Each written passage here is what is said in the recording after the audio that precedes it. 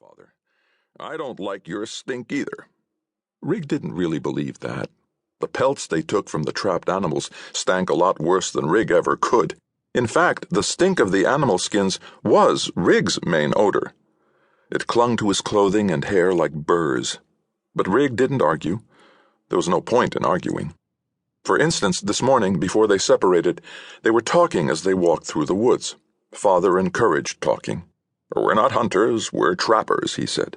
"It doesn't matter if the animals run from us right now, because we'll catch them later, when they can't see us or hear us or even smell us." Thus Father used their endless walks for teaching. "You have a severe case of ignorance, boy," he often said. "I have to do my best to cure that sickness, but it seems like the more I teach you, the more things you don't know." "I know everything I need to know already," Rigg always said.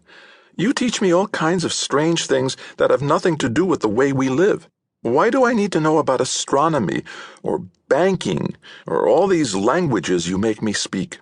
I find the paths of animals, we trap them, we sell the furs, and I know how to do every bit of it."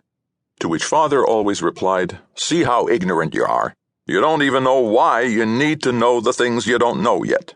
"So tell me," said Rigg. "I would, but you're too ignorant to understand the reasons why your ignorance is a fatal disease. I have to educate you before you'll understand why it was worth the bother trying to tan your brain."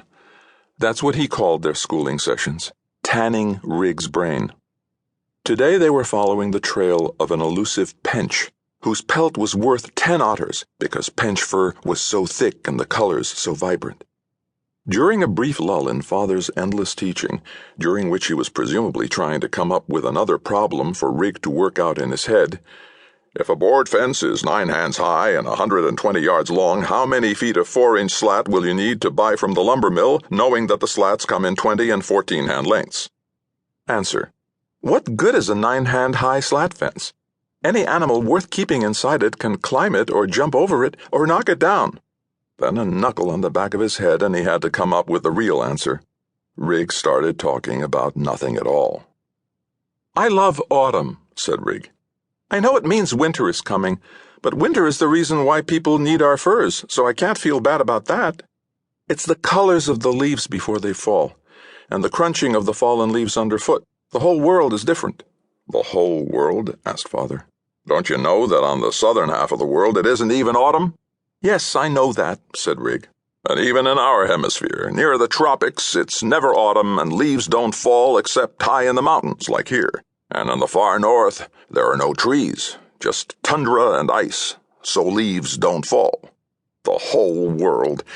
You mean the tiny little wedge of the world that you've seen with your own ignorant eyes?" "That's all the world I've seen," said Rigg. "If I'm ignorant of the rest, that's your fault." "You aren't ignorant of the rest, you just haven't seen it. I've certainly told you about it." "Oh, yes, Father. I have all kinds of memorized lists in my head, but here's my question.